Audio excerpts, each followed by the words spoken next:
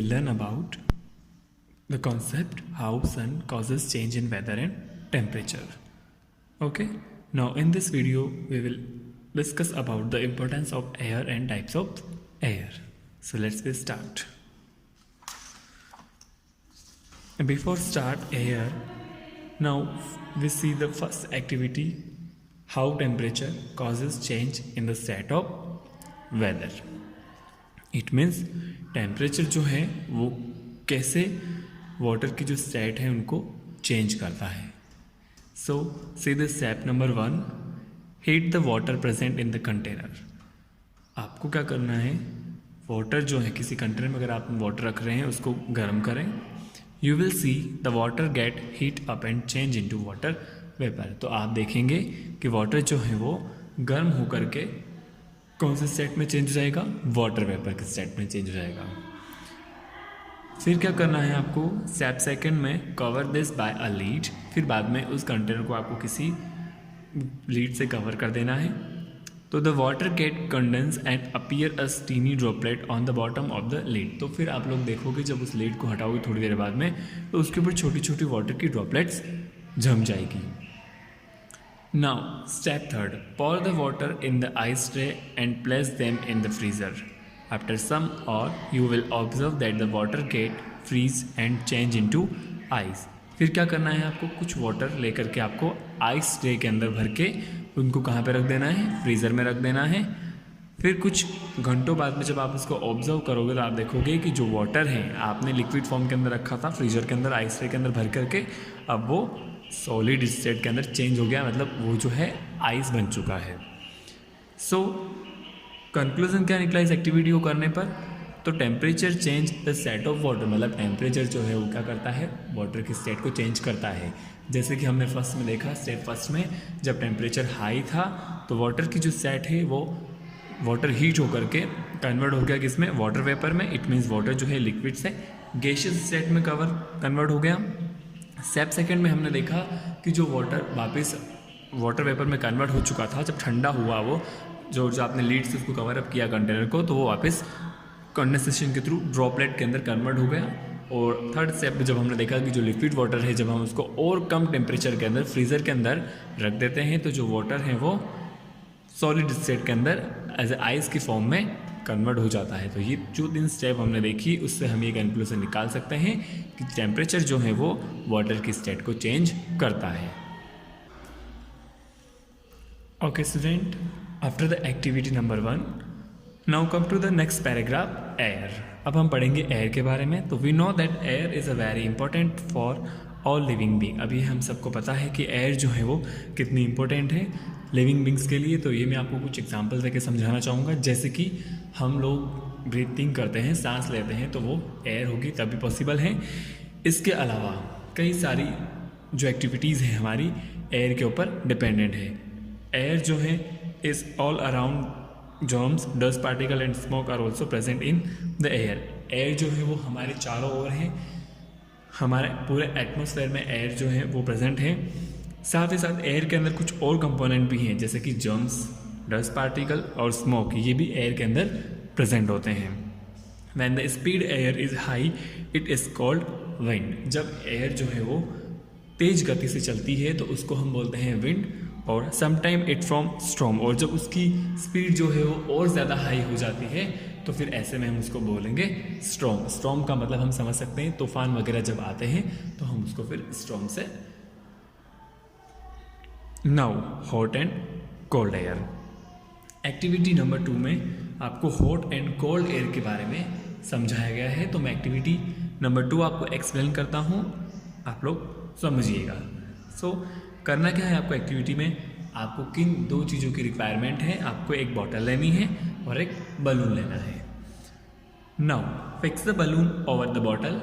आपको बलून को बॉटल के ऊपर फिक्स कर देना है जैसे कि पिक्चर में आपको दिखाया है. Place the bottle over a burner. फिर बॉटल को बर्नर के ऊपर रख देना है और ऑन कर देना है. After some time the balloon get inflated. तो आप लोग ऑब्जर्व करेंगे कि कुछ देर बाद में बलून जो है वो इन्फ्लेटेड मतलब फूलना शुरू हो जाता है. तो the air present in the bottle get warm because of heating and moves upward. तो क्या हुआ कि जो एयर बॉटल के अंदर प्रेजेंट थी वो जब आपने उसको बर्नर के ऊपर रखा तो वो गर्म हुई और फिर उसने ऊपर की ओर मूव करना शुरू कर दिया। और जैसे एयर जो है वो अपवर्ड डायरेक्शन में मूव करेगी तो बलून ऊपर लगा हुआ है तो वो क्या करेगा, इन्फ्लेटेड होना शुरू करेगा, फूलना शुरू कर देगा। सो कंक्लूजन क्या निकला इस चीज़ से, तो hot air moves upward and inflate the balloon. तो क्या कंक्लूजन निकाला हमने कि जो एयर है जब वो गर्म हो जाती है तो वो मूव करती है अपवर्ड डायरेक्शन में, ठीक है। एयर जो है वो जब गर्म हो जाती है तो वो ऊपर की ओर मूव करने लगती है, जिसकी वजह से बलून जो है वो इन्फ्लेटेड हुआ। सेम चीज, if we perform the activity by taking cold water in a bottle then the balloon would not inflated. अब सेम यही एक्टिविटी अगर हम ठंडे पानी के साथ में करते हैं तो वो बलून जो है वो इन्फ्लेट नहीं होगा। क्यों? Because cold air is heavier and does not move upward. तो जो ठंडी हवा होती है वो क्या होती है, भारी होती है, जिसकी वजह से वो मूव नहीं करती है अपवर्ड डायरेक्शन में। Get it? आई होप आपको एक्टिविटी समझ में आ गई होगी। एक्टिविटी से हमने ये कंक्लूजन निकाला कि जो हॉट एयर होती है वो मूव करती है और जो कोल्ड एयर होती है वो हैवी होती है, जिसकी वजह से वो मूव नहीं करती है। Now sea breeze. अब सी ब्रीज क्या होता है, तो during the day land gate heated up so the air near land is warm. क्या होता है, दिन के समय में जो लैंड हमारा जो सतह है, धरती जो है वो गर्म रहती है, तो जो एयर है वो वहाँ पर कैसी रहेगी, गर्म रहेगी। So at the same time the air over sea get cooler and take place of the warmer air. तो क्या होगा, उसी समय जो कौन सा हिस्सा है, सी का हिस्सा है, समुद्र का जो हिस्सा है वो ठंडा होगा और वहाँ की जो एयर है वो ठंडी होगी, तो वो एयर जो है वो उस वार्म एयर की जगह ले लेगी। So the warmer air is lighter and move upward. और गर्म हवा भी हमने ऊपर पढ़ा एक्टिविटी में कि लाइटर होती है, हल्की होती है, तो वो हमेशा अपवर्ड डायरेक्शन में मूव करेगी।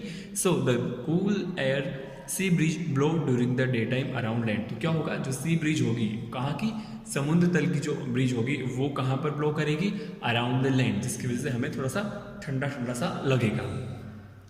सेम यही चीज लैंड ब्रिज की ओर अगर हम समझते हैं तो during night land cool down faster than the sea. Night के टाइम में क्या होता है कि लैंड जो है वो सी के कंपैरिजन से बहुत जल्दी ठंडे हो जाते हैं। So the cool air blow around the land and the warm air blow near sea. तो क्या होगा, जो ठंडी हवा है वो कहाँ ब्लो करेगी, लैंड की ओर जो ब्लो कर रही है वो अब कहाँ जाएगी, सी के नियर में जाएगी, उसके पास में जाएगी। तो वार्मर एयर जो है वो ज़्यादा ठंडी करेगी उस हवा को और फिर बाद में वो उसकी जगह ले लेगी, और इसी वजह से वहाँ पर जो है वो लैंड ब्रिज जो है वो नाइट के समय ब्लो करेगी। तो सेम जैसे हमने हॉट एंड कोल्ड एयर का डिफरेंस पढ़ा, वही डिफरेंस सी ब्रिज और लैंड ब्रिज के उसके अंदर होगा। जैसे कि फॉर एग्जांपल आप पिक्चर में देख करके समझ सकते हैं कि सी ब्रिज है तो जब डे के टाइम में यहाँ का टेम्परेचर हाई है, कहाँ का, लैंड का टेम्परेचर, और सी का टेम्परेचर जो है वो लो है, तो ये जो ब्रिज है वो वहाँ पर इसका प्लेस ले रही है और फिर वहाँ से कन्वर्ट होकर वापस इसमें आ रही है, ठीक है। सेम चीज़ लैंड ब्रिज में देखिए, यहाँ का जो टेम्परेचर है वो नाइट टाइम में हाई है, सी का टेम्परेचर, और यहाँ का टेम्परेचर जो लो है, तो फिर यहाँ से जो ब्रिज है लैंड की ब्रिज वो यहाँ पर जा रही है और सी ब्रिज जो है वो यहाँ लैंड पर जा रही है। So get it. Now no I know, एक पॉइंट दिया है आपकी बुक में, रीड आउट करते हैं हम इसको। Hot air balloon uses a heating element which provided hot air to the balloon, we use hot air balloon to fly in air. अब अगर आप लोगों ने हॉट बलून का नाम सुना है, एक एक्टिविटी भी है बहुत सिंपल सी, अगर आप लोग करें घर पे तो कर सकते हैं। तो हॉट एयर बलून जो है उसका हम यूज़ करते हैं किस चीज़ के लिए, हीटिंग एलिमेंट के लिए, जो हमें उस बलून को हवा में उड़ने में हेल्प करता है। अगर हमें एयर के अंदर उड़ना है तो हम हॉट एयर बलून का यूज़ करते हैं। उसमें क्या होता है, नीचे आग लग रही होती है जिससे कि वो हवा को जो है वो गर्म करता है। हॉट एयर हमेशा मूव कैसे करती है, अपवर्ड डायरेक्शन में करती है, तो जिसकी वजह से वो जो है वो एयर के अंदर मूवमेंट करता है या फ्लाई करता है।